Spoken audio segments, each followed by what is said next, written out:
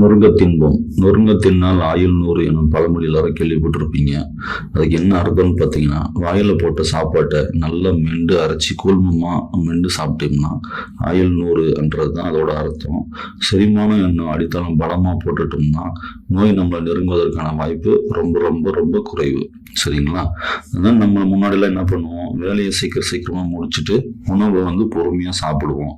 அந்த காலம் போய் இப்போ உணவை சீக்கிரமா சாப்பிட்டுட்டு அந்த டைமை வேலைக்காக பயன்படுத்திக்கலாம் என்ற காலத்துக்கு வந்துட்டோம். பற்களோடையும் எச்சில் சுரப்புகளோடையும் தொடர்பு கொள்ளாமலேயே உணவுப் பொருட்களை நேரடியாக இறப்பிக்குள்ள தள்ள முயற்சிக்கிறோம். உணவை நொறுக்குவதற்கு அத்தியாவசியமான டெரிகாய்டு மெசட்டார் டெம்பரலிசிஸ் போன்ற தசைகளுக்கு வேலை கொடுக்க விருப்பம் இல்லாம அவங்களுக்கு ஓய்வளிக்கிறோம். பற்களோடையும் எச்சில் சுரப்புகளோடையும் நம்ம சாப்பிடக்கூடிய சாப்பாடு உறவாடுறது எவ்வளவு முக்கியம் தெரியுமா? குடிக்கும் நீரை கூட மென்னு பருகணும் அப்படின்னு சொல்லுவாங்க. அப்படி இருக்கும்போது உணவை நல்லா மென்ன பிறகு உட்செலுத்துறது தானே முறையா இருக்கும். பலர் நினைக்கிற மாதிரி செரிமானம் வயிற்றுல தொடங்குறது இல்லை, வாய்ப்பகுதியிலேயே தொடங்கிடுது. பற்கள், தாடை தசைகள், நாக்கு, எச்சில் இது எல்லாத்தோட உதவியோட நல்லா மென்னு சாப்பிட்றது தானே செரிமானத்தினோட முதல் படி. அப்படி இருக்கும்போது அந்த அடிப்படையை புரிஞ்சுக்கினீங்கன்னா உணவு மென்னு சாப்பிட்றதோட அவசியம் புரிஞ்சிடும். உணவை மென்னு சிறு சிறு அளவா மாற்றும் போது உணவில் இருக்கக்கூடிய சாரத்தை பிரிச்சு எடுக்க செரிமான கருவிக்கு ரொம்ப எளிதா இருக்குது. அப்படி இல்லைன்னாக்க வயிற்றுப்பகுதிக்கு செல்லக்கூடிய உணவை உடைக்க செரிமான கருவி கொஞ்சம் ஓவர் டைம் பார்க்க வேண்டியதா இருக்கும். நல்லா மென்னு சாப்பிடும்போது எச்சில் சுரப்பி அதிகரிக்கும். நல்லா மெல்லப்பட்ட உணவோடு எச்சில் கலந்து நெய்ப்புடன் இறப்பையை நோக்கி பயணிக்க வைக்கும். நம்ம சாப்பிடக்கூடிய மாவு பொருட்களை உடைக்கும் செயல எச்சில் சுரப்பியில் உள்ள அமிலேஸ் என்ற நொதியால் வாய்ப்பகுதியிலேயே தொடங்கிடுது. எச்சில் சுரப்பியில் இருக்கும் லைசோசைம் என்ற நொதியால் கிருமிகளை அழிக்கக்கூடிய தன்மை இருக்குது. கொழுப்பு பொருட்களின் செரிமானம் எச்சில் சுரப்புகளால வாயிலேயே தொடங்கிடுது. அதனால முழுமையான செரிமானம் பெறுவதற்கு வயிற்றுக்குள்ள செல்றது ரொம்ப அவசியம். நம்ம உணவை நல்லா மென்னு சாப்பிடும்போது விரைவில் சாப்பிட்டு திருப்தி உண்டாகும். அதுவே சாப்பிடலனாக்க உணவு திருப்தி ஏற்படாமலே அதிக அளவு உணவை எடுத்துக்கொள்ள நேரிடும்.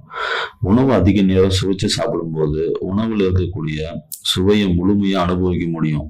வாயில மென்னு சாப்பிட தொடங்கும் போதே வயிற்றுல செரிமானத்திற்கு தேவையான செயல்பாடுகள்லாம் தொடங்கிடும். வாயில சாப்பாடு நுழைஞ்ச விட்டோன்னே வயிற்றுக்கு தேவையான சுரப்பிகள்லாம் ஆட்டோமேட்டிக்கா சுரக்க ஆரம்பிச்சிடும், தயாராகும் அப்படின்னு சொல்லிடும்.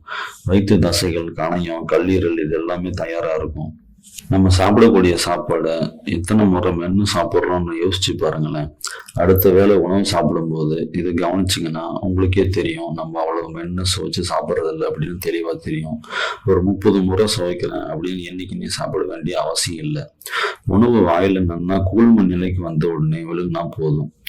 விழுங்குறதுக்கு முன்னாடி சிறு சிறு துகளா வாயில் தென்பட்டுச்சுன்னா நீங்க நல்லா மென்னு சுவைச்சு சாப்பிடல அப்படின்னு அர்த்தம். உணவை நல்லா மென்னு சாப்பிட்றதுனால பற்களுக்கு நல்லா பலம் உண்டாகும். மெல்லும் போது சுரக்கும் அதிக அளவிலான எச்சில் சுரப்பி பற்களின் கிருமிகளை தாக்கம் இல்லாம பார்த்துக்கும்.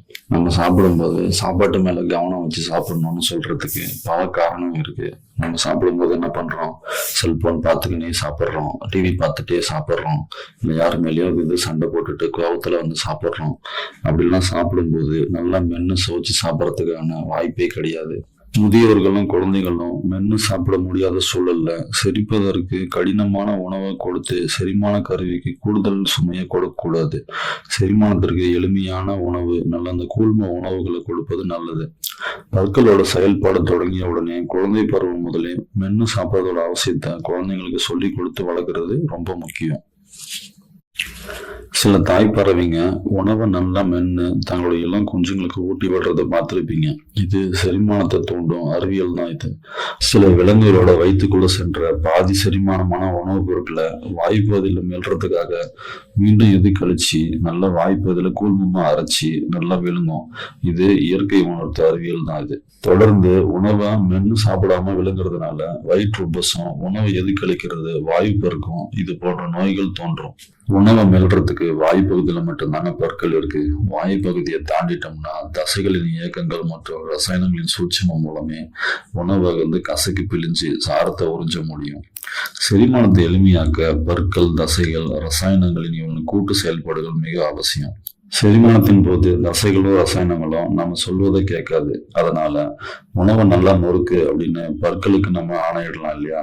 அதனால பற்களை பயன்படுத்தி நொறுங்க தின்போம். நன்றி.